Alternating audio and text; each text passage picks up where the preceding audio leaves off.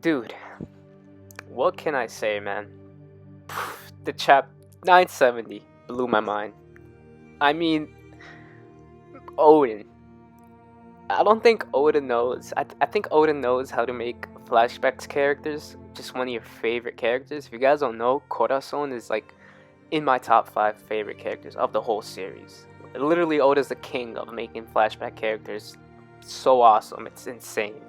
So 970 starts out with Odin and the Red Scabbards heading out to Kaido's place, but they meet him in Curry. Obviously, Odin's face, he was just so surprised, and basically he asked Kaido, "It was all a lie, huh?" And Kaido was like, "That's right, it's all a lie." At that time, we were at disadvantage.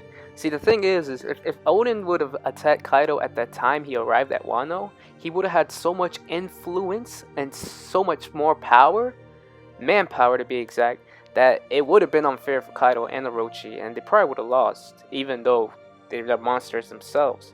But the thing is, since Odin made himself look like a fool the whole time he came back, the people of Wano, especially the samurai, they don't really trust him anymore, think he's a fool. And that's a key thing I think that Odin really messed up on. But he basically asked Kaido it was all a lie, so maybe the promise that they kept was something maybe have to do with his family's safety or anything like that, which later on probably could be that, because I'll explain what happens later on in the chapter. But man, do we get Odin? Just a badass scene. He looks so mad at Kaido.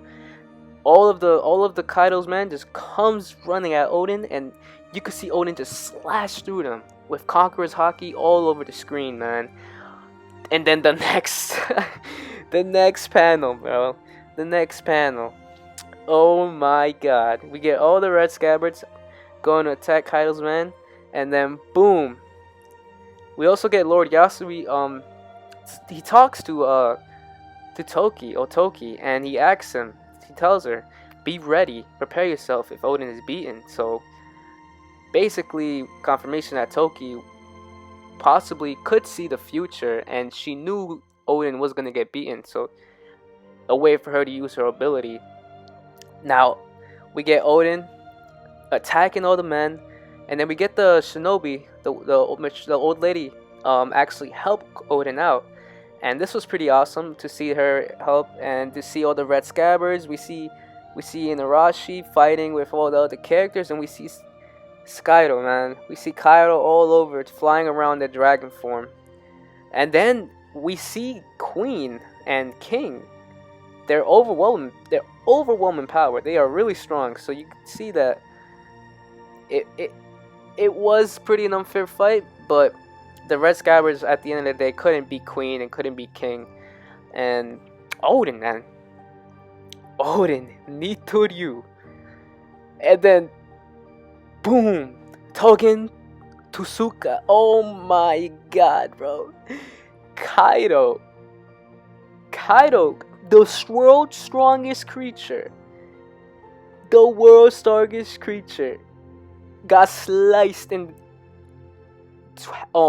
Dude, my reaction to this was insane, and this basically puts Odin at a high level.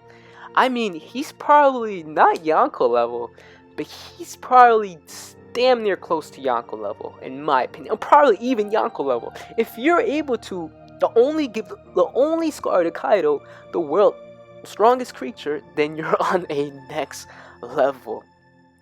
Dude, insane. Odin, literally, this panel solidified Odin as top 5 of my favorite characters. He honestly takes the place for like number 5 or 4, honestly. What a freaking I was off it, man. Kaido was sliced. We've never seen Kaido even get an inch of any scar or any, like, I have no words for it. Insane. And then we see Kaido kind of almost go attack Momonosuke, and Odin just takes a full force blunt of the hit, and we see Odin all bloodied out, and Man, that was sad to see Odin. And then we see King actually stab Ashura Doji and see that they're getting overwhelmed. It was said that the dense forest of Udon was caught on fire during this incredible power. Was aflame for 5 days. It was on flames for 5 days before it rained. And then after the capture, Kozuki Odin, daimyo of Kuri, and his 9 subordinates were incarcerated at the fire capital. Accused of plotting against the shogun, they awaited their sentence. Oblivious to the details, the people judged them severely. And then we get a sad scene. Basically, we see Otoki, we see Yasui in the rain. He knows Odin got caught. He knows what's gonna happen.